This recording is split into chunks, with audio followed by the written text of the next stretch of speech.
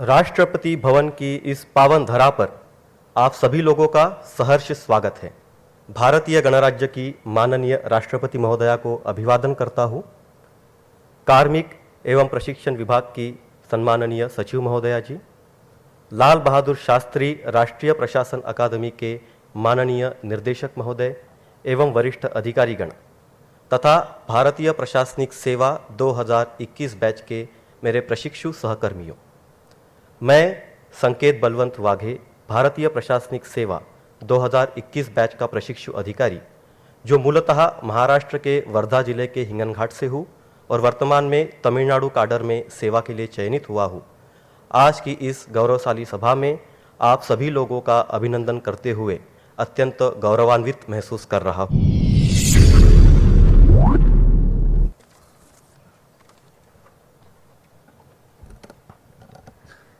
Good morning, Honorable President of the Republic of India, respected dignitaries and my colleagues. Namaste.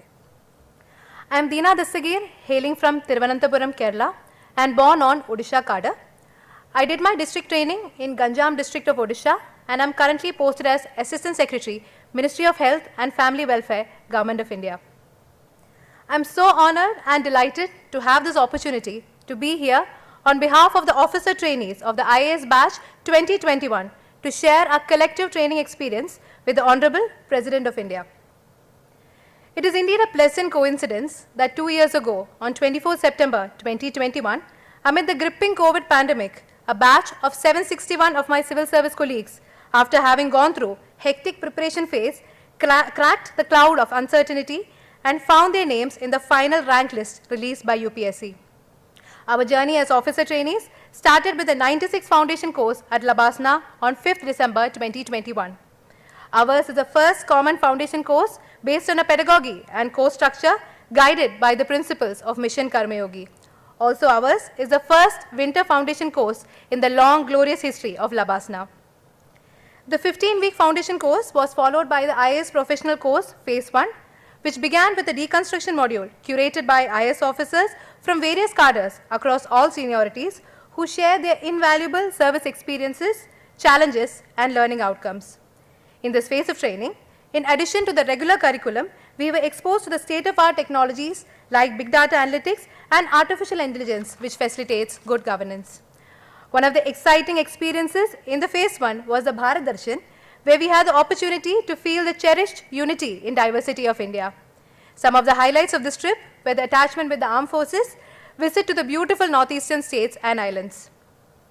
After finishing our IAS phase 1 training, we joined our respective cadres for a year-long district training, where we were given many independent charges such as block development officers, tehsildars, executive officers of urban areas, sub-divisional magistrates, which gave us insights into the intricacies of Indian district administration. No doubt that the training instilled in us great virtues like the power of listening, communication skills, humility and empathy. As per the revised training curriculum, on 21st August 2023, we joined various central ministries as assistant secretaries. We have the opportunity to understand the functioning of the central secretariat and practical details of policy making by the central government. As a final leg of IAS training, we will again join Labasna on 25th October for phase 2 training. Honorable President, as we are nearing the completion of our 2 years probation, may I express with pardonable pride that during this instrumental phase of our career, we transcended from the level of bookish aspirants who entered the gates of Labasna to a batch of mature, dutiful officers, or rather public servants, to serve our great nation and its citizens. Incidentally, our entry into service coincides with the 75th year of independent India, and we are destined to serve the nation in the Amrit Kal when our beloved Mother India turns 100 glorious years of freedom. On behalf of the IAS batch 2021, I assure you, Honorable President, that we all live up to the expectations of our nation and prove worthy of the great Indian system that selected, trained and groomed us. And I assure you that our conduct will be driven by our conscience and constitution. Once again, thank you for this memorable opportunity. Jai Hind, Namaste. Historic Nari Shakti Bandhan Adhiniyam has been passed by both the houses of parliament. Women are breaking stereotypes and glass ceilings.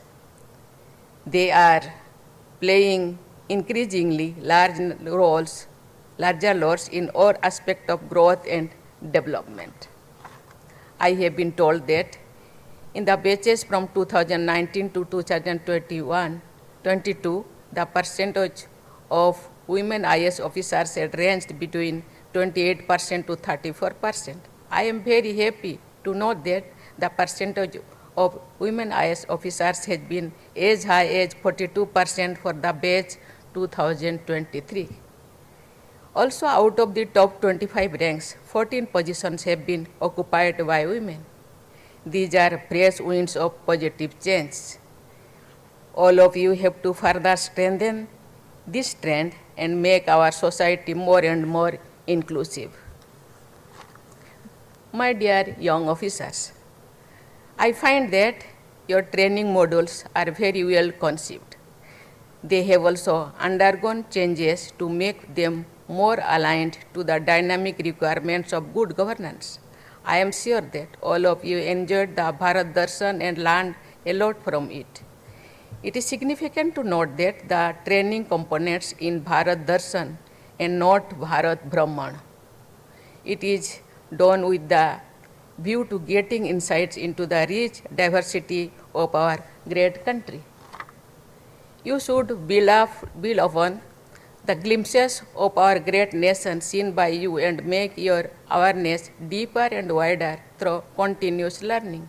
I have been told that you have just started your training stint as assistant secretaries in different departments of the central government.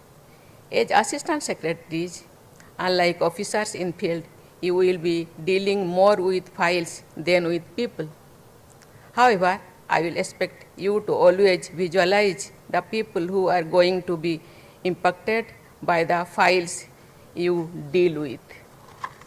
You should make efforts to understand the link between file to field and also between field to file.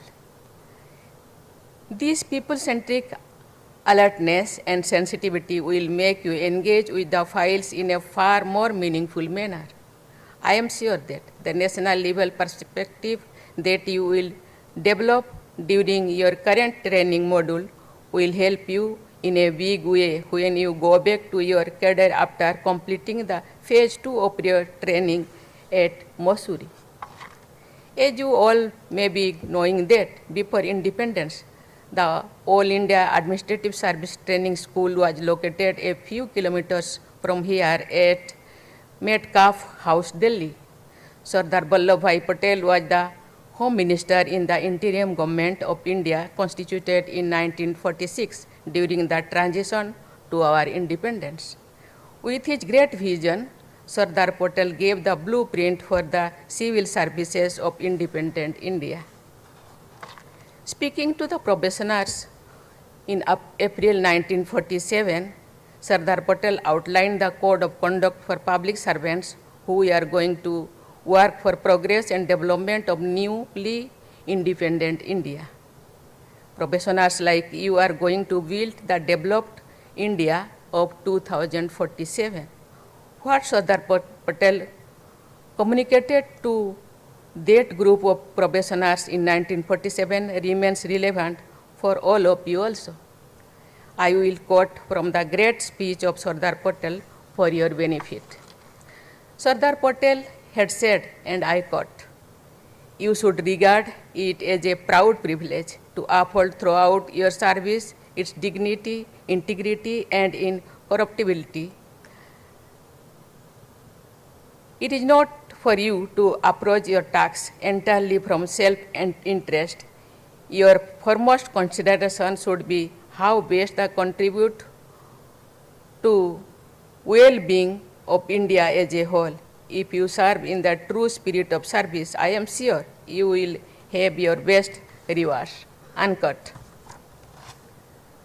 By following these guiding principles given by Sardar Patel, I am sure that you will enjoy success and glory. I wish you all a very successful journey ahead. Thank you. Jai Hind, Jai Bharat.